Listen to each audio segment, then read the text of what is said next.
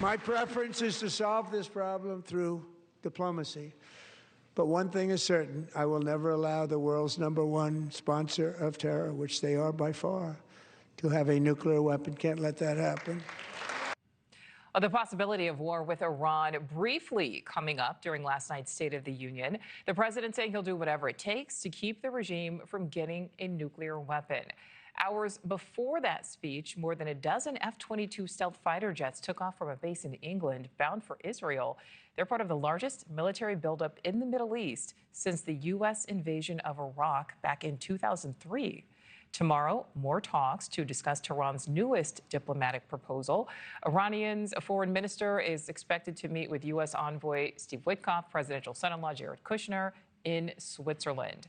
Senior congressional correspondent Joe Khalil live for us there on Capitol Hill. So, Joe, how are lawmakers reacting both in public and in private to the administration's plan?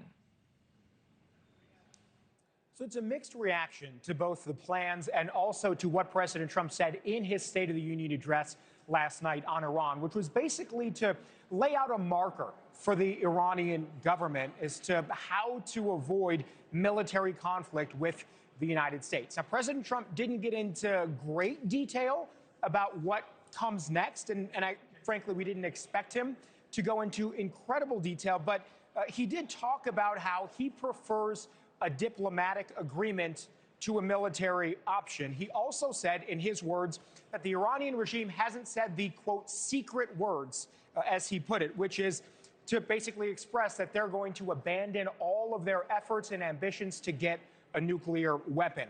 It's unclear what happens if Iranian diplomats don't actually meet that bar that President Trump set out in his speech last night. A lot of supporters of the president said they felt like he did exactly what he needed to do in the speech last night, which was send a message to Iran directly. This is what Speaker Mike Johnson told me after the address last night. Do you think he made the case on Iran, sir? Yeah, I mean, I think he did. He touched on it. There's much more to say and much more to develop there. But the idea is to put maximum pressure on Iran for the people to have freedom again. And I think that's in the interest of the whole world, certainly in America's interest. And so we need steady leadership, and we have it in President Trump. It's peace through strength again.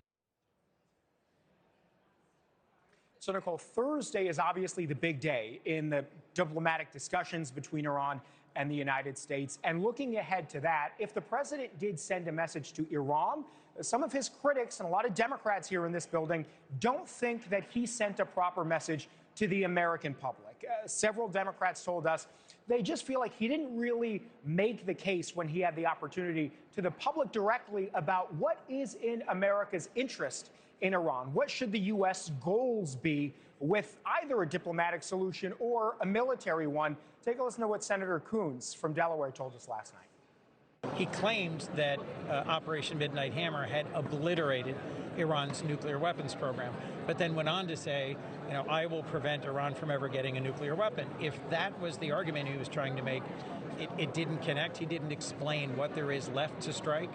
He also talked about protecting Iranian protesters, but did not in any way explain how striking Iran might protect or encourage protests. He also didn't ask for support for a program that I would support and have supported in the past to help Iranian dissidents connect with the internet and with the outside world. He also made no case for regime changes. Democrats we talked to also said they feel like President Trump lacks credibility on Iran because just a couple of months ago, he said their entire nuclear program has been demolished in those American strikes. And now they're talking again about having to deal with the threat of the nuclear program in Iran. If there's one party that sounds optimistic, it's the Iranians themselves. Diplomats and President Pezeshkian said he feels like a deal is within reach. We will see if that bears any fruit tomorrow. Thank you for watching. Subscribe below and download our NewsNation app right now on your phone, and you will get fact-based, unbiased news for all Americans.